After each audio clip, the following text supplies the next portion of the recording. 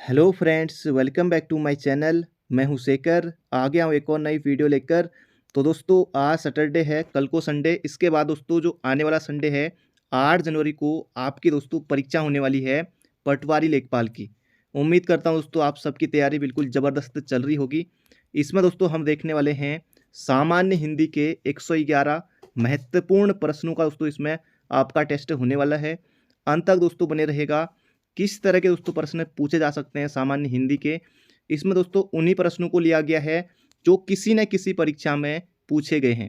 हमारे राज्य की परीक्षा या अन्य कोई राज्य की परीक्षा, जहां भी दोस्तों हिंदी के प्रश्न पूछे जाते हैं, उन प्रश्नों को दोस्तों इसमें लिया गया है। तो चलिए दोस्तों वीडियो की शुरुआत करते हैं। पहला प्रश्न है यहाँ पर हमारा, व्यंजन और स्वर के संयुक्त रूप को क्या कहते हैं? दोस्तों इसका सही उत्तर हो जाएगा ऑप्शन नंबर सी, अक्षर कहते हैं। व्यंजन और स्वर के संयुक्त रूप को क्या कहते हैं? अक्षर, ऑप्शन नंबर सी। अगला प्रश्न है दोस्तों, जल्दी जल्दी हम चलने वाले हैं।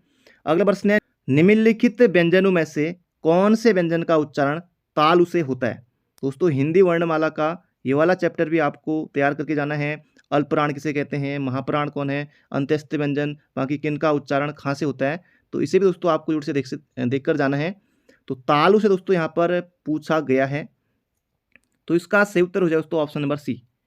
चौ वर्ग जो है, चौ वर्ग दोस्तों ये होता है तालु से। क वर्ग कंठ, तो ये आपको याद रखना है। बाकी ईश यज्ञ, ये भी आपको याद रखना है तालु से। ईश यज्ञ, ये जो ई है दोस्तों छोटी बड़ी, और ई सौ, ये जो सौ है शिखर वाला सौ है। यज्ञ, ये जो यो है, तो ये भी दोस्तों इनका उच्चारण कहाँ से होता है? ये होता है तालु से। अगला प्रश्न है यहाँ पर हमारा, जब एक ही ध्वनि का द्वित्व हो जाए तब वह क्या कहलाता है? तो ये यहाँ पर आपको बताना है। उसे दोस्तों कहते हैं, ऑप्शन दोस्तों ज़बरदस्त हैं। अगर प्रश्न बनता है वहाँ पर एग्जाम में, तो बहुत कम अभ्यर्थी इस प्रश्न को सही कर पाएंगे। तो इसका सही उत्तर हो जाएगा युग्मक ध्वनि कहते हैं। ऑप्शन नंबर बी हो जाएगा इसका बिल्कुल बिल्कुल सटीक उत्तर। अगला प्रश्न है, वर्तनी की दृष्टि से शुद्ध शब्द का चयन कीजिए। तो वर्तनी से भी दोस्तों आपको प्रश्न देखने को मिल सकता है, जरूरी नहीं दोस्तों ये आए, लेकिन वर्तनी से दोस्तों आपको प्रश्न जरूर से देखने को मिल सकता है। तो इसमें दोस्तों वर्तनी आपको शुद्ध बतानी है। टिप्पणी सी वाला गलत, ए वाला गलत, बी भी गलत, तो ये हो जाएगा ऑप्शन नंबर डी। टिप्पणी इस तरह से दोस्तों लिखा जाएगा। अगला प्रश्न है, धनुष टंकार शब्द का संधि विच्छेद है। अब दोस्तों हालांकि जो हमारा सिलेबस है उसमें दोस्तों व्यंजन संधि नहीं दी हुई है, लेकिन दोस्तों आयोग ने व्यंजन संधि से भी पूछा था। हो सकता है दोस्तों विसर्ग संधि से भी प्रश्न आए, तो विसर्ग संधि भी दोस्तों आपको देख लेना है। इतना ज़्यादा है नहीं कि आपके लिए बहुत मुश्किल हो जाएगा, ऐसा दोस्तों है नहीं, थोड़ा थोड़ा ही है, तो आपको अच्छे से देख कर जाना है। प्रश्न बन सकता है स्वर संधि, व्यंजन संधि, विसर्ग संधि कहीं से भी। तो यहाँ पर है, धनुष टंकार शब्द का संधि विच्छेद होगा। तो इसमें दोस्तों सबसे पहले जान लेते हैं कि इसका संधि विच्छेद किस तरह से होगा। ये हो जाएगा दोस्तों धनु धन टंकार, विसर्ग संधि। दोस्तों यहाँ पर विसर्ग आ गया, तो इसमें हो जाएगी विसर्ग संधि। तो ऑप्शन नंबर ए हो जाएगा इसका बिल्कुल बिल्कुल सटीक उत्तर। अगला प्रश्न है यहाँ पर हमारा, निम्नलिखित में से कौन सा तद्भव शब्द है? तद्भव दोस्तों यहाँ पर आपको बताना है। अमीय, इष्टिका, कुपुत्र, उलूक। तो ये दोस्तों जहाँ पर कुपुत्र है कपूत है, उलूक उल्लू हो जाएगा। यहाँ पर दोस्तों जो भी हैं तीन शब्द हैं ये हैं तत्सम। तद्भव है अमीय, अमी का दोस्तों क्या होता है? अमृत होता है तत्सम। तो इसका सही उत्तर हो जाएगा यहाँ पर हमारा ऑप्शन नंबर ए। अगला प्रश्न है यहाँ पर हमारा, फलों के निम्नलिखित नामों में से कौन सा फारसी भाषा का है? तो इस तरह का भी दोस्तों प्रश्न आपको देखने को मिल सकता है। तो फारसी भाषा का कौन सा है? तो ये हो जाएगा ऑप्शन नंबर डी, अंगूर, अंगूर। अगला प्रश्न है यहाँ पर हमारा, विसर्ग का प्रयोग किन शब्दों में नहीं होता? जबरदस्त प्रश्न है, बहुत से बच्चे इसमें गलती करेंगे। ऑप्शन नंबर डी लगाकर, इनमें से सभी, तत्सम, तद्भव, संकर, या इनमें से सभी। तो इसका सही उत्तर हो जाए दोस्तों यहाँ पर हमारा, विसर्ग का प्रयोग किन शब्दों में नहीं होता है? ये होता है तद्भव में नहीं होता है, बाकी इनमें होता है। अगला प्रश्न है यहाँ पर हमारा, निम्नलिखित में से कौन सा शब्द हवा का पर्यायवाची नहीं है? तो पर्यायवाची से भी दोस्तों आपको प्रश्न देखने को मिल सकता है। चंद्रमा का दोस्तों पर्यायवाची जैसे महत्वपूर्ण है, और भी दोस्तों पर्यायवाची आप देख लीजिएगा। अभी भी लगभग एक हफ्ते का समय बचा है, तो अभी भी आप कुछ कुछ चीज़ें देख सकते हैं जो आपने अच्छे से नहीं पढ़ा है। तो हवा का दोस्तों पर्यायवाची कौन सा यहाँ पर नहीं है? अनिल दोस्तों ये वायु का है, और अनल दोस्तों ये होता है आग का। तो इसका सही उत्तर हो जाएगा ऑप्शन नंबर ए, अनल, ये आग का है। बाकी पवन, मारुत, समीर, अनिल दोस्तों ये सभी किसके हैं? हवा के पर्यायवाची वात। अगला प्रश्न है धूसर शब्द का पर्याय है, धूसर शब्द का पर्याय यहां पर आपको बताना है। तो धूसर का दोस्तों हो जाएगा गर्दभ यानी कि गधा। अगला प्रश्न है यहां पर हमारा जो शीघ्र प्रसन्न हो जाए उसे कहेंगे। तो जो शीघ्र प्रसन्न हो जाए उसके लिए दोस्तों एक शब्द है आशुतोष। जैसे दोस्तों भगवान शिव शीघ्र प्रसन्न हो जाते हैं तो भगवान शिव को भी दोस्तों आशुतोष कहा जाता है। तो इसका सही उत्तर हो जाएगा ऑप्शन नंबर डी। अगला प्रश्न है यहां पर हमारा अज्ञेय शब्द के लिए एक वाक्यांश है। तो पहले दोस्तों आपको ऑप्शनों को ध्यान से पढ़ना है पेपर में, फिर उसके बाद दोस्तों आपको सही उत्तर पर पहुंचकर गोला भरना है। तो अज्ञेय दोस्तों यहां पर आपको बताना है वाक्यांश के लिए एक शब्द है अज्ञेय यानी कि जिसे जाना न जा सके, जिसे जाना न जा सके अज्ञेय हो जाएगा इसका सही उत्तर ऑप्शन नंबर सी। अगला प्रश्न है ऐषणा का अर्थ है। तो ऐषणा का अर्थ दोस्तों हो जाएगा इच्छा, अभिलाषा, कामना, आकांक्षा। तो ये हो जाएगा ऑप्शन नंबर सी अभिलाषा। अगला प्रश्न है नाग शब्द का अनेकार्थी नहीं है। तो नाग का दोस्तों कौन सा अनेकार्थी नहीं है यहां पर आपको बताना है। नाग दोस्तों ये हाथी को भी कहा जाता है, पर्वत भी है, सांप भी है। तो इसका सही उत्तर हो जाएगा वाणी ऑप्शन नंबर डी। सारंग दोस्तों ये सारंग जो है ये भी दोस्तों अनेकार्थी शब्द है और बहुत सारे दोस्तों शब्दों का मिल जाएगा आपको सारंग, देख लीजिएगा सारंग भी महत्वपूर्ण है। अगला प्रश्न है ऐसे शब्द जो उच्चारण और वर्तनी की दृष्टि से समान हो। जबरदस्त प्रश्न है, यहां पर आपको भरना रहेगा ऐसे शब्द जो उच्चारण और वर्तनी की दृष्टि से समान हो पर व्युत्पत्ति तथा अर्थ की दृष्टि से भिन्न हो कहलाते हैं। दोस्तों ये कहलाते हैं समरूप या समुच्चारित शब्द। ऑप्शन नंबर बी हो जाएगा इसका बिल्कुल बिल्कुल सटीक उत्तर। अगला प्रश्न है कांति कलांति शब्द का सही युग्म अर्थ है। तो कांति यानी कि दोस्तों जो ये वाला कांति ऑप्शन पहले जो शुरुआत में है इसका दोस्तों अर्थ होता है चमक, और ये जो क्लांति है इसका होता है थकावट। ऑप्शन नंबर बी हो जाएगा इसका बिल्कुल सही उत्तर। अगला प्रश्न है 19-20 होना। 19-20 होना का दोस्तों मुहावरा का अर्थ आपको बताना है। 19-20 होना यानी कि हम कह सकते हैं बहुत कम अंतर होना, 19-20 होना। तो दोस्तों ये हो जाएगा ऑप्शन नंबर ए बिल्कुल सही उत्तर है। 19-20 होना यानी कि बहुत कम अंतर होना। जैसे दोस्तों फॉरेस्ट गार्ड का जो पेपर रहेगा और जो पुलिस का दोस्तों पेपर हुआ है तो लगभग दोस्तों इनमें 19-20 का अंतर दोस्तों देखने को मिलेगा। थोड़ा पेपर दोस्तों ठीक ठाक लेवल आपको देखने को मिलेगा फॉरेस्ट गार्ड में पुलिस पेपर से। तो इसका सही उत्तर होगा, खैर वो अलग बात है, लेकिन इसका सही उत्तर होगा ऑप्शन नंबर ए 19-20 होना यानी कि बहुत कम अंतर होना। अगला प्रश्न है होनहार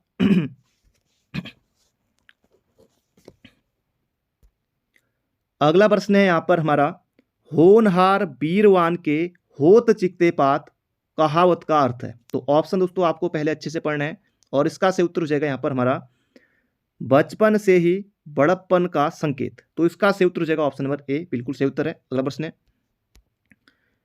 इनमें से कौन सा शब्द भाववाचक संज्ञा नहीं है। दोस्तों यहां से भी प्रश्न बन सकता है, सिलेबस में भी है। मनाही, तो मनाही दोस्तों भाव है, खुशी भाव है, विद्युता इसका भी भाव है, सोना दोस्तों ये द्रव्यवाचक में आ जाएगा, सोना द्रव्यवाचक में आ जाएगा। अगला प्रश्न है वह, वे, यह, ये, इसे, इसको, उसे, उसको किस पुरुष से संबंधित है। तो किस पुरुषवाचक सर्वनाम से दोस्तों संबंधित है ये यहां पर आपको बताना है। तो इसका सही उत्तर होगा दोस्तों वह, ये हो जाएगा यहां पर हमारा वह, वे दोस्तों ये हो जाएगा अन्य के लिए, अन्य पुरुष में आएगा, अन्य पुरुष।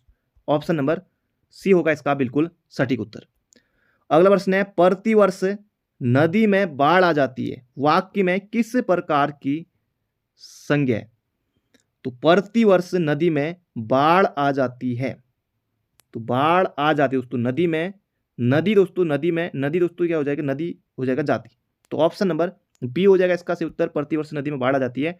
तो नदी में दोस्तों जो है जातिवाचक संज्ञा, जैसे दोस्तों गंगा, यमुना, कोसी या कोई भी दोस्तों नदी है, अगर दोस्तों उसका नाम आए रहता तब व्यक्तिवाचक होता, लेकिन यहाँ पर जो नदी है, नदी में दोस्तों सारी नदी आ जाएंगी तो ये हो जाएगा जातिवाचक। अगला प्रश्न है जिस शास्त्र में शब्दों के शुद्ध रूप और प्रयोग के नियमों का निरूपण होता है उसे क्या कहते हैं। उसे दोस्तों कहते हैं व्याकरण। ऑप्शन नंबर सी हो जाएगा इसका बिल्कुल सटीक उत्तर। अगला प्रश्न है हिंदी में कुल कितने सर्वनाम हैं। जबरदस्त प्रश्न है, हिंदी में कुल कितने सर्वनाम हैं। यहाँ पर दोस्तों सर्वनाम कितने हैं ये यहाँ पर पूछा गया, ना कि सर्वनाम के भेद। सर्वनाम के भेद होते हैं 6 और हिंदी में कुल कितने सर्वनाम हैं दोस्तों, ये हैं 11। 11 ऑप्शन नंबर सी होगा इसका बिल्कुल सटीक उत्तर। अगला प्रश्न है निम्न में कौन सा शब्द पुल्लिंग है। दोस्तों पुल्लिंग, स्त्रीलिंग, यहाँ से भी प्रश्न आपको देखने को मिल सकता है। जैसे दोस्तों पुलिस में आया था, हो सकता है आयोग नहीं भी पूछे, फॉरेस्ट गार्ड में आए फिर सीधे, तो आपको दोस्तों अच्छे से तैयार करके जाना है। आ भी सकता है नहीं भी, तो खैर जो भी हो, लेकिन आपको अच्छे से तैयार करके जाना है। क्षमा स्त्रीलिंग है। आशा, मुझे आशा है, ये भी स्त्रीलिंग है। सेना, सेना स्त्रीलिंग है। कष्ट, बड़ा कष्ट है, बड़ा दुख है, कष्ट दोस्तों ये हो जाएगा पुल्लिंग। अगला प्रश्न है यहाँ पर हमारा, निम्नलिखित शब्दों में से कौन सा स्त्रीलिंग नहीं है। स्त्रीलिंग नहीं है तो फिर क्या होगा, पुल्लिंग होगा। यानी कि इसमें 3 जो होंगे स्त्रीलिंग होंगे और 1 जो होगा वो होगा पुल्लिंग। झूम खेती, झूम जो है स्त्रीलिंग है, और झील ये भी स्त्रीलिंग है। सांप ये भी स्त्रीलिंग है। मोती जो है ये पुल्लिंग हो जाएगा, ऑप्शन नंबर डी। अगला प्रश्न है, उसके प्राण सूख गए, वाक्य में प्राण का वचन निर्धारित कीजिए। तो प्राण का दोस्तों बहुवचन प्राणु कतई नहीं होता है, प्राणु नहीं होता है। प्राण का बहुवचन प्राणी होता है, सदा बहुवचन में प्रयुक्त होने वाला शब्द है। ऑप्शन नंबर बी होगा इसका बिल्कुल बिल्कुल सटीक उत्तर। अगला प्रश्न है, निम्न में से कौन कथन सत्य नहीं है। दोस्तों इस तरह के प्रश्न भी परीक्षा में आपको देखने को मिल सकते हैं। कौन सा कथन यहाँ पर सत्य नहीं है। संस्कृत में 3 वचन होते हैं, हिंदी में 2 वचन होते हैं दोस्तों, बिल्कुल सही है, 1 वचन बहुवचन। हिंदी में 2 लिंग होते हैं, बिल्कुल सही है। संस्कृत में हिंदी की तरह 2 लिंग होते हैं दोस्तों, नहीं होते हैं। संस्कृत में जो है 3 होते हैं, तो ये हो जाएगा ऑप्शन नंबर डी। बाकी ये तीनों सही है, संस्कृत में 3 वचन होते हैं, तो इसका सही उत्तर हो जाएगा कौन सा सत्य नहीं है, यहाँ पर हमसे पूछा गया था, तो ये हो जाएगा ऑप्शन नंबर डी। अगला प्रश्न है, वह अगले साल आएगा। तो अगला साल दोस्तों अब आने वाला है। अगले साल, वह अगले साल आएगा, यानी कि वह अगले साल में आएगा। मैं पर अधिकरण मैं पर, ऑप्शन नंबर सी होगा इसका बिल्कुल बिल्कुल सही उत्तर। तो इस तरह से दोस्तों विभक्ति जो है, कारक विभक्ति कई प्रश्नों में छिपी भी रहती है, तो आपको सोचना होता है वहां पर। तो इसका सही उत्तर हो जाएगा ऑप्शन नंबर सी। अगला प्रश्न है, से के द्वारा किस कारक का परसर्ग है। कारक चिन्हों को ही दोस्तों परसर्ग भी कहा जाता है, से के द्वारा, करण से द्वारा, तो ये हो जाएगा ऑप्शन नंबर बी। अगला प्रश्न है यहाँ पर हमारा, आचार्य किशोरीदास वाजपेयी के मत से हिंदी में कितने कारक हैं। वैसे दोस्तों कारकों की संख्या जो है 8 है, लेकिन यहाँ पर इनके अनुसार आचार्य किशोरीदास वाजपेयी के अनुसार दोस्तों जो कारक हैं ये हैं 6, ऑप्शन नंबर ए। अगला प्रश्न है, दशरथ के पुत्र राम ने रावण को मारा, इस वाक्य में कौन सा पद कारक बनने की सबसे कम योग्यता रखता है। पुत्र, तो पुत्र कारक, राम, रावण, पुत्र, दशरथ, तो इसका सही उत्तर हो जाएगा दोस्तों दशरथ। बाकी ये सभी आएंगे, बिना इनके बिना काम नहीं चलेगा वरना, तो दशरथ हो जाएगा इसका सही उत्तर, ऑप्शन नंबर सी। अगला प्रश्न है, निम्न में से कौन सा शब्द विशेषण है। तो विशेषण दोस्तों होते हैं जो किसी की विशेषता बताते हैं, जैसे बनारसी साड़ी, तो ये हो जाएगा ऑप्शन नंबर सी, बनारसी हो जाएगा इसका सही उत्तर, ऑप्शन नंबर ए। अगला प्रश्न है, वे अच्छी लड़कियां हैं, वाक्य में विकारी शब्द है। तो ये दोस्तों यहां पर आपको बताना है, वे अच्छी लड़कियां हैं, इनमें यहां पर आपको बताना है विकारी शब्द, तो ये हो जाएगा वे, ऑप्शन नंबर सी। अगला प्रश्न है, वह नौकर नहीं आया, वाक्य में वह कौन सा विशेषण है। जबरदस्त प्रश्न है, संख्यावाचक देखते ही काट दीजिए, गुणवाचक कोई गुण भी नहीं है इसमें, परिमाण भी नहीं है, तो ये हो जाएगा सार्वनामिक विशेषण है, ऑप्शन नंबर ए होगा इसका बिल्कुल बिल्कुल सटीक उत्तर। अगला प्रश्न है, पहले से बहुत धीरे बोलने वाला में कौन सा पदबंध है। तो ये यहां पर आपको बताना है, पहले से बहुत धीरे बोलने वाला, तो कैसे बोलने वाला, धीरे बोलने वाला, तो क्रिया विशेषण पदबंध हो जाएगा इसका सही उत्तर, ऑप्शन नंबर बी। अगला प्रश्न है, माँ सुबह नाश्ता बनाती है, इसमें कौन सा क्रिया विशेषण है। अब दोस्तों स्थान है नहीं, रीति है नहीं, परिमाण ऐसा कुछ नहीं है, कालवाचक, यानी कि सुबह दोस्तों, सुबह शाम, ये काल में आएगा, तो ये हो जाएगा कालवाचक क्रिया विशेषण है। अगला प्रश्न है, निम्नलिखित में सकर्मक क्रिया का वाक्य है। मंदाकिनी सोती है, अकर्मक हो जाएगा। पक्षी आकाश में उड़ते हैं तो अकर्मक हो जाएगा। बालक खिलौना पाकर हंसता है, हंसना, रोना, सोना, दोस्तों सभी अकर्मक में आते हैं। इसका सही उत्तर हो जाएगा बालिका निबंध लिख रही है। बालिका क्या लिख रही है, तो हमें जवाब मिल रहा है कि निबंध लिख रही है, तो ये हो जाएगा ऑप्शन नंबर बी इसका बिल्कुल बिल्कुल सटीक उत्तर है। अगला प्रश्न है यहाँ पर हमारा, क्रिया से संबंधित कितने रूपावली वर्गों का प्रयोग किया जाता है। दोस्तों ये किया जाता है 16, ऑप्शन नंबर ए। अगला प्रश्न है, मोहन नित्य मंदिर जाया करता है, इस वाक्य में कौन सी क्रिया है। शक्ति, ऐसा कुछ नहीं है। निश्चय, नित्यता बोधक या अभ्यास बोधक। तो इसका सही उत्तर हो जाए दोस्तों यहाँ पर हमारा, मोहन क्या करता है, नित्य मंदिर जाया करता है। तो नित्यता बोधक अगर आपने किया है दोस्तों आपका गलत हो सकता है। ये हो जाएगा इसका सही उत्तर अभ्यास बोधक है। ऑप्शन नंबर ए होगा इसका बिल्कुल सटीक उत्तर। पढ़ते हैं अगले प्रश्न की तरफ। अगला प्रश्न है, यहाँ पर आपको बताना है कि नाम धातु कहलाती है। नाम धातु दोस्तों किसे कहते हैं, इसका सही उत्तर हो जाएगा संज्ञा या विशेषण से बनने वाली क्रिया, वो कहलाती है नाम धातु क्रिया। तो ये आपको याद रखना, नाम धातु किसे कहते हैं, संज्ञा या विशेषण से बनने वाली क्रिया। अगला प्रश्न है यहाँ पर हमारा, कल तापमान अधिक रहेगा। अब दोस्तों यहाँ पर वर्तमान तो होगा नहीं, पूर्ण भूतकाल भी नहीं, बीता भी नहीं, भूतकाल भी नहीं, तो कल दोस्तों तापमान अधिक रहेगा, तो भविष्य काल है। तो ये हो जाएगा ऑप्शन नंबर सी हो जाएगा इसका सटीक उत्तर। अगला प्रश्न है, क्रिया के जिस रूप से वर्तमान में क्रिया के होने का संदेह हो, वह क्रिया का संदर्भ क्या कहलाता है। जबरदस्त प्रश्न है। संदेह हो, तो दोस्तों प्रश्न में ही देखिए यहाँ पर संदेह हो आ गया, तो ये हो जाएगा संदिग्ध वर्तमान हो जाएगा इसका बिल्कुल बिल्कुल सटीक उत्तर। अगला प्रश्न है, मर्म वचन जब सीता बोला, पंक्ति का प्रयोग हुआ दोस्तों किस रूप में हुआ है, इसका सही उत्तर हो जाएगा कर्मवाच्य, ऑप्शन नंबर ए। वाच्य किसके अनुसार बनते हैं, कर्ता के अनुसार भी बनते हैं, कर्म के अनुसार भी, भाव के अनुसार भी, ऑप्शन नंबर डी उपरोक्त सभी। उपरोक्त दोस्तों क्या है, ये तद्भव शब्द है, और कहीं पर दोस्तों आपने देखा होगा उपर्युक्त, उपर्युक्त इस तरह से आपने देखा होगा, उपर्युक्त तत्सम है, उपरोक्त जो है तद्भव है। अगला प्रश्न है, मैं वहां होकर आया हूं, वाक्य में अव्यय शब्द कौन सा है, ये यहां पर आपको बताना। मैं वहां होकर, मैं दोस्तों जो है ये सर्वनाम हो जाएगा, और वहां, वहां जो हो जाएगा ये वहां, ये हो जाएगा अव्यय।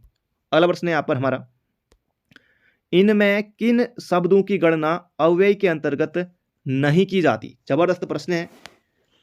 क्रिया, संज्ञापद, विशेषण शब्द इनकी भी की जाती है, तो इसका सही उत्तर हो जाएगा क्रिया विशेषण शब्द की नहीं की जाती है, याद रखिएगा।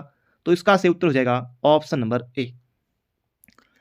अगला प्रश्न है यहाँ पर हमारा, जबरदस्त प्रश्न है, जिन शब्दों का प्रयोग वाच्य को श्रव्य भावार्थ और बल प्रदान करने के लिए होता है, लेकिन वे वाक्य के अंग नहीं होते, क्या कहलाते हैं। इसका सही उत्तर हो जाए दोस्तों अतिरिक्त बल प्रदान करने के लिए, इतना ही आपको याद रखना, उन्हें कहते हैं निपात, ऑप्शन नंबर डी बिल्कुल आसान है, याद रखिएगा। अगला प्रश्न है, निम्नलिखित में से कालवाचक अव्यय नहीं है। कालवाचक आगे, पहले, पीछे, तो ये सभी हैं, तक हो जाएगा इसका सही उत्तर ऑप्शन नंबर डी। अगला प्रश्न है, निम्न में कौन सा निसंकोच शब्द में प्रयुक्त संस्कृत उपसर्ग है। दोस्तों इसको मैंने कम्युनिटी पर भी दोस्तों डाला हुआ था, और लगभग 10 या 12% अभ्यर्थियों ने इसका सही उत्तर बताया था, बहुत से अभ्यर्थियों ने बताया था नहीं, ये जो कि बिल्कुल गलत है, सरासर गलत है। इसका सही उत्तर होगा दोस्तों निसंकोच, निस, देखिए यहाँ पर निस, ऑप्शन नंबर ए हो जाएगा इसका बिल्कुल बिल्कुल सटीक उत्तर। अगला प्रश्न यहाँ पर हमारा, आमरण शब्द के प्रारंभ में लगे आ को व्याकरण की दृष्टि से क्या कहते हैं। आमरण में दोस्तों आ हो जाएगा उपसर्ग, ऑप्शन नंबर बी। उपसर्ग और प्रत्यय से भी दोस्तों आपको प्रश्न देखने को मिल सकता है, तो इन्हें भी देख लीजिएगा जितना समय आपके पास। अगला प्रश्न है, धातु के अंत में जोड़ी जाने वाली, धातु के अंत में जोड़े जाने वाले प्रत्यय, जबरदस्त प्रश्न है, बन सकता है। धातु के अंत में दोस्तों जोड़े जाते हैं, उन्हें कहते हैं कृत प्रत्यय, तद्धित प्रत्यय नहीं करना है, उन्हें कहते हैं कृत प्रत्यय कहते हैं, जो धातु के अंत में जोड़े जाते हैं। अगला प्रश्न है, सूत शब्द को स्त्रीवाचक बनाने के लिए किस प्रत्यय का प्रयोग करेंगे। सूत का सूता, ऑप्शन नंबर डी। अगला प्रश्न है, संरचना के आधार पर किए गए वाक्य के वर्गीकरण में इनमें से कौन सा प्रकार नहीं है। संरचना या रचना के आधार पर दोस्तों कितने प्रकार के होते हैं वाक्य, तो 3 प्रकार के होते हैं। अब यहाँ पर देखिए दोस्तों, अगर आपने नहीं भी पढ़ा है सरल वाक्य, संयुक्त वाक्य, मिश्र वाक्य, ये तीनों के तीनों मिलते जुलते हैं। आपने इन्हें जरूर से पढ़ा होगा। आज्ञार्थ दोस्तों ये अर्थ के आधार पर आएगा, ना कि संरचना के आधार पर, रचना के आधार पर। तो इसका सही उत्तर हो जाएगा ऑप्शन नंबर सी। ये तीनों मिलते जुलते हैं। बाकी इस तरह से भी आप सही उत्तर अपना टिक कर सकते हैं। अगला प्रश्न है, बादल घिर आए और बारिश होने लगी, रचना की दृष्टि से वाक्य है। और दोस्तों यहां पर आ गया है, ये आज्ञावाचक, कोई आज्ञा तो है नहीं, निषेध भी नहीं है, मनाही भी नहीं है। अब दो ऑप्शन दोस्तों आपके ऐसे ही कट गए, और दोस्तों यहां पर आ गया है, तो ये हो जाएगा संयुक्त।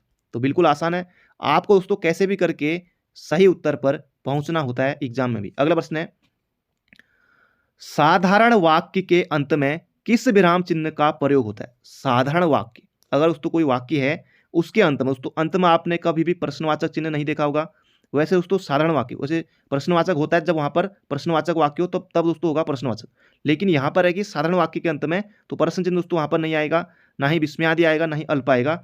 तो इसका सही उत्तर हो जाएगा पूर्ण विराम वहां पर आएगा। यह आपको देखने को मिलेगा ऑप्शन नंबर ए। अगला प्रश्न है दोस्तों, वाक्य शुद्धि से भी प्रश्न आपको निश्चित रूप से देखने को मिल सकता है। हो सकता है एक प्रश्न आए, हो सकता है दो आए, या हो सकता है नहीं भी आए, क्योंकि दोस्तों बीसी क्वेश्चन वहां पर दोस्तों आते हैं, तो आए दोस्तों कहीं से भी पूछ सकता है। वैसे सिलेबस में भी दिया हुआ है। शुद्ध वाक्य दोस्तों यहां पर आपको बताना है इनमें से कौन सा शुद्ध वाक्य।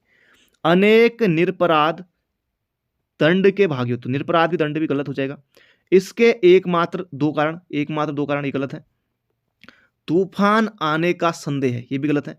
तूफान आने का संदेह नहीं, भय है। ये हो जाएगा माता पिता की सुसुरुआ करनी चाहिए। दोस्तों ये जो यहाँ पर है सुसुरुआ, ये दोस्तों वर्तनी में भी आपको ध्यान रखना है। वर्तनी में भी दोस्तों ये प्रश्न पूछा जा सकता है। तो इसका सही उत्तर हो जाएगा ऑप्शन नंबर सी। अगला प्रश्न है, मुझे रेलगाड़ी में यात्रा करना अच्छी लगती है। अब दोस्तों रेलगाड़ी पुल्लिंग है, तो अच्छी लगती है। यात्रा पुल्लिंग है, यात्रा भी पुल्लिंग है, तो अच्छी लगती नहीं होगा। अच्छी, मुझे रेलगाड़ी में यात्रा करना अच्छा लगता है। चाहे अगर कोई लड़की कर रही हो या लड़का कह रहा हो, कोई भी दोस्तों कह रहा हो, तो अच्छी दोस्तों नहीं आएगा, अच्छी लगती है नहीं, अच्छा लगता आएगा। तो इसका सही उत्तर हो जाएगा ऑप्शन नंबर सी। अगला प्रश्न है, पूर्वी हिंदी क्षेत्र में कौन सी बोली नहीं बोली जाती, ये यहां पर आपको बताना है। अवधी, बघेली, छत्तीसगढ़ी, दोस्तों ये तीनों बोली जाती है। जयपुरी दोस्तों ये पूर्वी राजस्थान की है। तो इसका सही उत्तर हो जाएगा ऑप्शन नंबर सी। अगला प्रश्न है, निम्नलिखित युग्मों में से कौन सा युग्म गलत है? जबरदस्त दोस्तों प्रश्न है, कौन सा युग्म गलत है? अवधी जो है पूर्वी हिंदी की बोली है। ब्रज भाषा जो है पश्चिमी हिंदी की है, बिल्कुल सही है। भोजपुरी दोस्तों पूर्वी हिंदी की नहीं है, भोजपुरी जो है बिहारी हिंदी की बोली है। तो इसका सही उत्तर हो जाएगा यहाँ पर हमारा ऑप्शन नंबर सी। बाकी खड़ी बोली दोस्तों ये पश्चिमी हिंदी की है, ये आपको याद रखना है। और खड़ी बोली दोस्तों नाम किसने दिया था, कमेंट बॉक्स में छापिएगा जरूर। अगला प्रश्न है, हिंदी का मानक रूप किस भाषा से विकसित हुआ है? जबरदस्त प्रश्न है, देखने को मिल सकता है। हिंदी का मानक रूप किस बोली से विकसित हुआ है? दोस्तों इसका सही उत्तर हो जाएगा खड़ी बोली से, ऑप्शन नंबर ए। अगला प्रश्न है, तुलसीकृत, तुलसीदास की दोस्तों जैसे कवितावली है। अभी तुलसीदास की दोस्तों पुलिस परीक्षा में श्री कृष्ण गीतावली, ये दोस्तों रचना पूछी गई थी। देखिए श्री कृष्ण गीतावली, अंत में दोस्तों तुलसीदास की रचना में वली, जैसे देखिए यहाँ पर गीतावली है, और पुलिस परीक्षा में पूछा गया था श्री कृष्ण गीतावली, कवितावली, दोहावली, विनय पत्रिका। दोस्तों इनकी यहाँ पर भाषा पूछा गया है। रामचरितमानस दोस्तों जो है इनकी वह है अवधी में। लेकिन जो ये विनय पत्रिका है, वीडियो परीक्षा में पूछा गया था कि विनय पत्रिका किस भाषा में। तो एक नंबर के लिए दोस्तों इस तरह से भी प्रश्न पूछा जा सकता है। तो दोस्तों ये सभी जो कवितावली है, गीतावली है और विनय पत्रिका, इनकी भाषा है ब्रिज। ऑप्शन नंबर बी होगा इसका बिल्कुल बिल्कुल सटीक उत्तर। अगला प्रश्न है यहाँ पर हमारा, भारत के संविधान के किस अनुच्छेद के अंतर्गत हिंदी को शासकीय भाषा घोषित किया गया है? दोस्तों एक ही ऑप्शन है, ऑप्शन नंबर बी, अनुच्छेद 343। अगला प्रश्न है यहाँ पर हमारा, भारतवर्ष के लिए हिंदी भाषा का नाम सबसे पहले किसने सुझाया? जबरदस्त प्रश्न है, अगर एग्जाम में आता है तो बहुत कम अभ्यर्थी इस प्रश्न को सही कर पाएंगे, पर आपको बिल्कुल सही करना है। महात्मा गांधी दोस्तों अगर आपने सोचा है तो आप बिल्कुल गलत हैं। इसका सही उत्तर हो जाएगा राजा Ram Mohan Roy, option number D बिल्कुल सही उत्तर है। भारतवर्ष के लिए हिंदी भाषा का नाम सबसे पहले किसने सुझाया था? राजा राम मोहन राय ने सुझाया था, याद रखिएगा मोहजबानी। अगला प्रश्न है, देवनागरी लिपि की सबसे बड़ी विशेषता है, तो ये यहां पर आपको बताना है। इसका सही उत्तर हो जाएगा सर्वाधिक वैज्ञानिक लिपि होना, और एक ध्वनि के लिए एक ही संकेत आपको देखने को मिलेगा देवनागरी लिपि में। अगला प्रश्न है, एकाक्षरी भाषा परिवार से तात्पर्य है। तो एकाक्षरी भाषा परिवार जबरदस्त प्रश्न है, एग्जाम में बन सकता है। ये हो जाएगा चीनी भाषा परिवार। एकाक्षरी भाषा परिवार से तात्पर्य है चीनी भाषा परिवार, ऑप्शन नंबर बी। अगला प्रश्न है, ज्ञान विज्ञान के तत्वों को व्यक्त करने वाली विशेष शब्दावली को कहते हैं। अब दोस्तों जैसे पेपर आता है 12 से लेकर दोस्तों 15 क्वेश्चन तो बिल्कुल ऐसे रहते हैं कि उनमें लगभग सभी अभ्यर्थी कर लेते हैं। अब उसके बाद दोस्तों जैसे ये प्रश्न आ गया, जैसे वहां पर पूछा गया था कि शब्दावली, कुछ इस तरह का प्रश्न पूछा गया था। अब ऐसे प्रश्नों को बहुत कम अभ्यर्थी ही वहां पर सही कर पाते हैं। जैसे दोस्तों यही प्रश्न है, माना ये टपक गया एग्जाम में, पहले भी दोस्तों ये प्रश्न परीक्षा में आया हुआ है, किसी परीक्षा में आया हुआ है ये भी, तो इस तरह से भी दोस्तों प्रश्न आते हैं। तो ज्ञान विज्ञान के तत्वों को व्यक्त करने वाली विशेष शब्दावली को क्या कहते हैं? ये कहते हैं पारिभाषिक शब्दावली। ऑप्शन नंबर डी होगा इसका बिल्कुल सटीक उत्तर। अगला प्रश्न है, भाषा की लघुतम स्वतंत्र एवं सार्थक इकाई को क्या कहते हैं? जबरदस्त प्रश्न है, ध्यान से आपको पढ़ना है। भाषा की लघुतम स्वतंत्र एवं सार्थक इकाई को क्या कहते हैं? ये दोस्तों कहते हैं शब्द, बोले तो ऑप्शन नंबर सी। अगला प्रश्न है यहां पर हमारा, भाषा संबंधी मूल को कहते हैं। अब दोस्तों इस तरह के प्रश्न भी एग्जाम में आते हैं। पाप कहते हैं, अपराध कहते हैं, त्रुटि कहते हैं, द्रोह कहते हैं। तो इसका सही उत्तर हो जाएगा भाषा संबंधी मूल को कहते हैं त्रुटि, याद रखिएगा। अगला प्रश्न है, नीचे भाषा की 4 विशेषताएं दी गई हैं, इनमें से जो एक गलत है ये आपको बताना है। भाषा परिवर्तनशील है, बिल्कुल है, भाषा जो है परिवर्तनशील है। भाषा दोस्तों अब किसी की पैतृक संपत्ति नहीं है, ये हो जाएगा ऑप्शन नंबर बी। इसका सही उत्तर बी हो जाएगा। भाषा सामाजिक संपत्ति है, बिल्कुल है, पैतृक संपत्ति नहीं है। भाषा जो है सामाजिक संपत्ति है। भाषा अनुकरण द्वारा सीखी जाती है, यानी कि भाषा करके सीखी जाती है, अनुकरण करके। तो इसका सही उत्तर हो जाएगा ऑप्शन नंबर बी, पैतृक संपत्ति दोस्तों भाषा कतई नहीं है। अगला प्रश्न है, अलंकार से भी दोस्तों आपको प्रश्न देखने को मिल सकता है निश्चित रूप से, क्योंकि पुलिस परीक्षा में पूछा नहीं गया था, तो यहाँ संभावना है कि अलंकार से प्रश्न आए। तो यहां पर आपको बताना है, अलंकार बताना है कौन सा इसमें अलंकार दोस्तों होगा। चंद के भ्रम होत मोद है कुमादिनी को, इसमें कौन सा अलंकार दोस्तों? यहां पर देखिए भ्रम आ गया तो ये भ्रांति मानी हो जाएगा, ऑप्शन नंबर बी। अगला प्रश्न है, सारंग ले सारंग चली कई सारंग की ओट, सारंग झीनो पाई के सारंग कई कई चोट। तो यहां पर आपको अलंकार बताना है।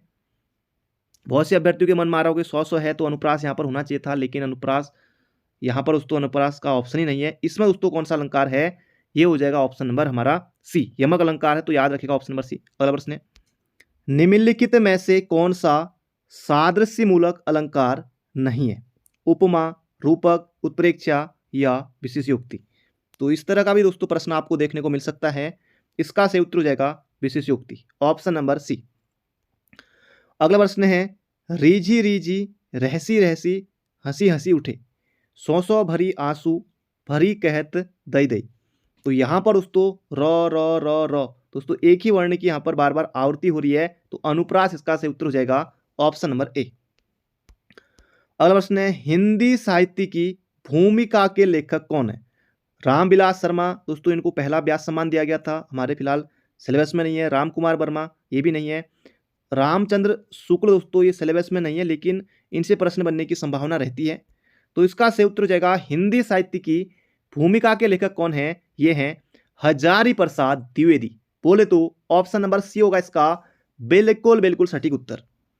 अगला प्रश्न है, निम्नलिखित में से ज्ञानाश्री शाखा के कवि हैं? जबरदस्त प्रश्न है, पुलिस में भी पूछा गया था, तो ये हो जाएगा कबीरदास। बोले तो ऑप्शन नंबर सी।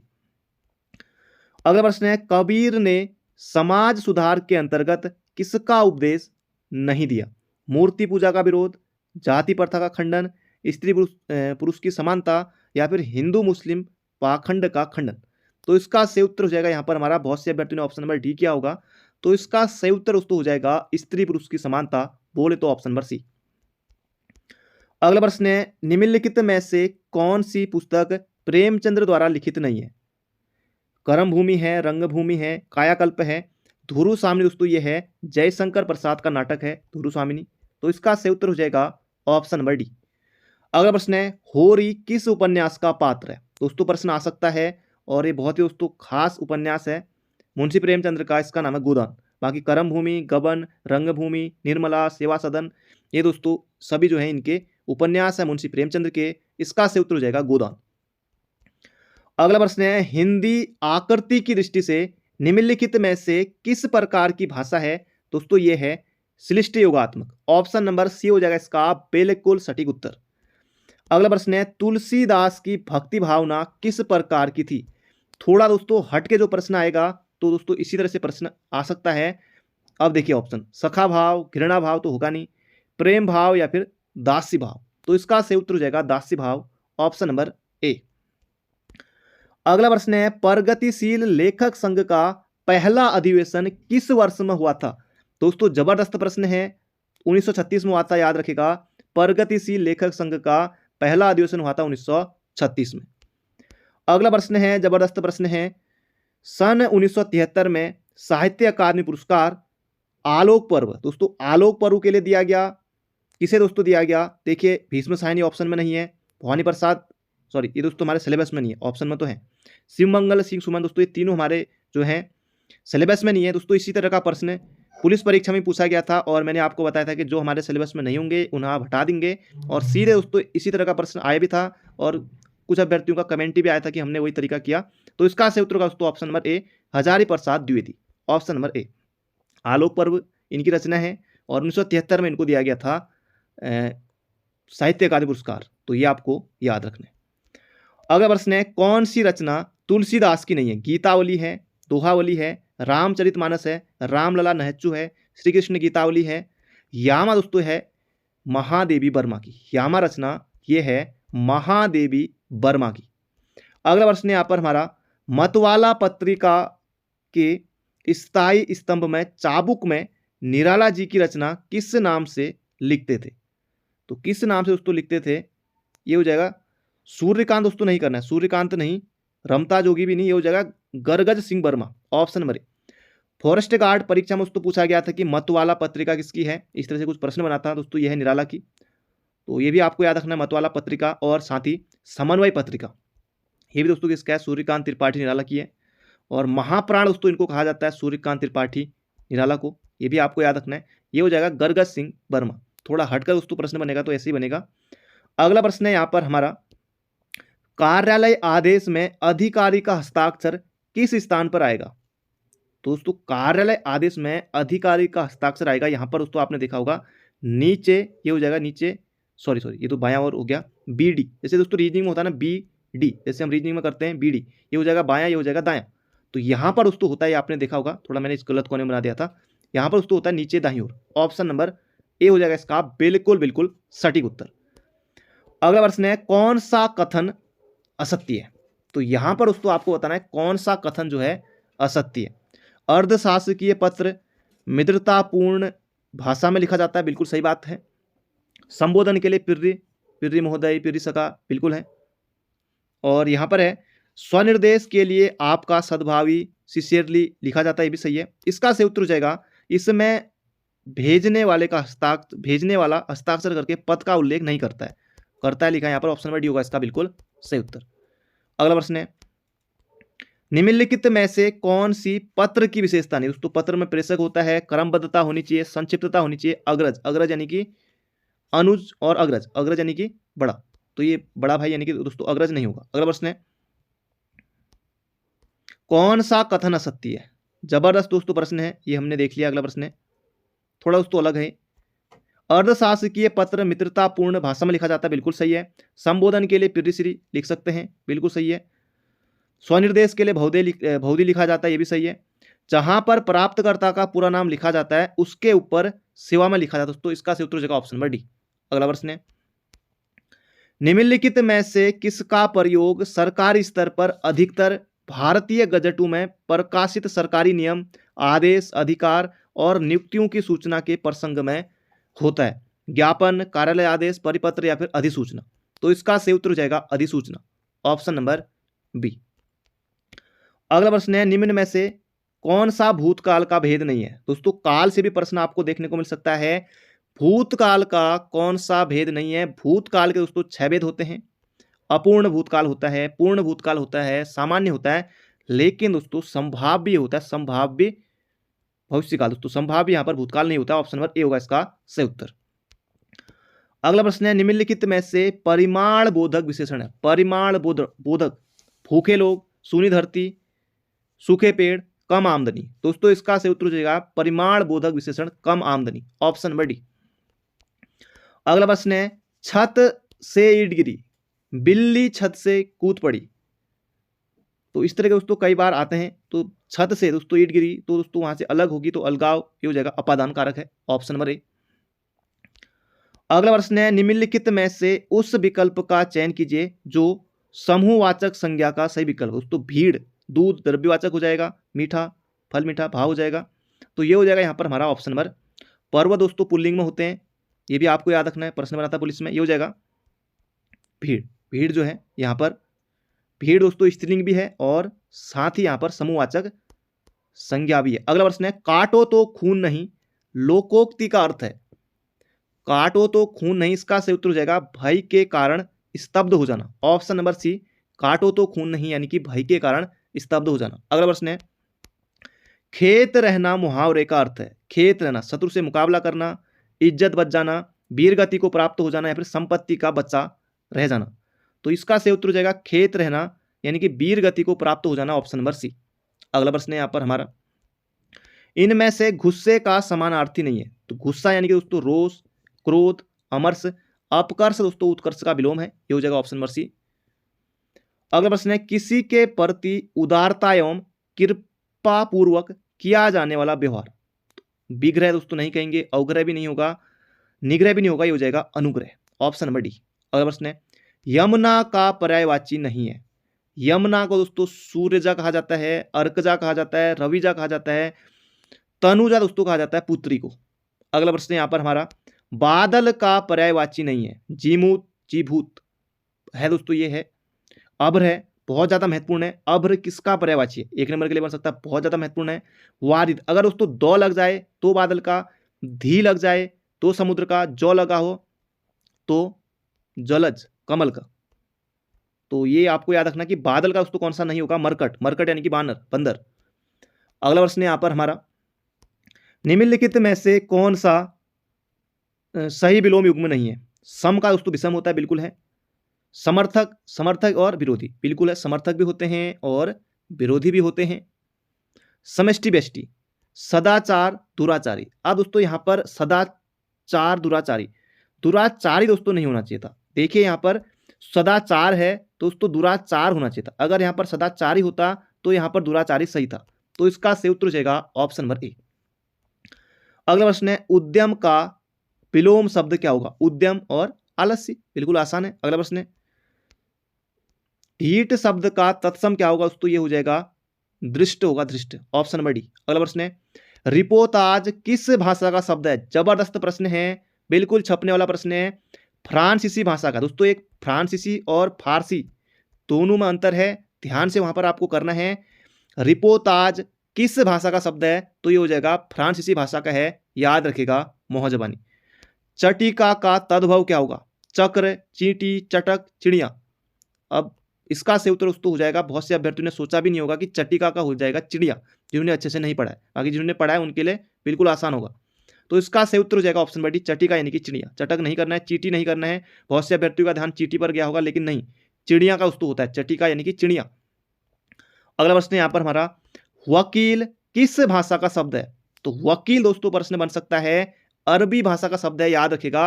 वकील किस भाषा का शब्द है दोस्तों? अरबी भाषा का शब्द है। अगला प्रश्न है, न्यून, न्यून, न्यून, न्यून का संधि विच्छेद होगा, नी धन उन। ऑप्शन नंबर सी, विसर्ग नहीं आएगा, ये हो जाएगा ऑप्शन नंबर सी।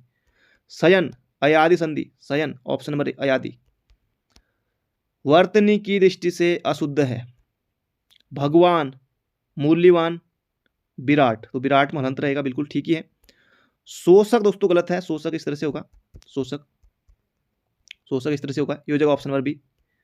अगला प्रश्न है, पारदुर्भाव दोस्तों यहाँ पर आपको बताना है, वर्तन इसकी बतानी है, ये गलत हो जाएगा, सी भी गलत हो जाएगा। अब है ऑप्शन नंबर ए और बी में टक्कर, अब देखिए यहाँ पर पार दूर, तो इसमें भी लगा दिया है, एक ही लगेगा, ये हो जाएगा ऑप्शन नंबर ए बिल्कुल सही है, इस तरह से लिखा जाएगा। अगला प्रश्न है यहाँ पर हमारा, त्रुटि पूरक शब्द के लिए किस चिन्ह का प्रयोग किया जाता है? त्रुटि पूरक दोस्तों तो हो जाएगा कौन सा, प्रश्नवाचक त्रुटि, ये हो जाएगा त्रुटि, ऑप्शन नंबर डी।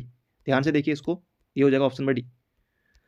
अगला प्रश्न है यहाँ पर हमारा, किसी शब्द या अक्षर पर विशेष बल देने के लिए किस चिन्ह का प्रयोग किया जाता है? दोस्तों ये किया जाता है यहाँ पर हमारा इखरा उद्धरण, इखरा उद्धरण, तो ये आपको याद रखना ऑप्शन नंबर ए।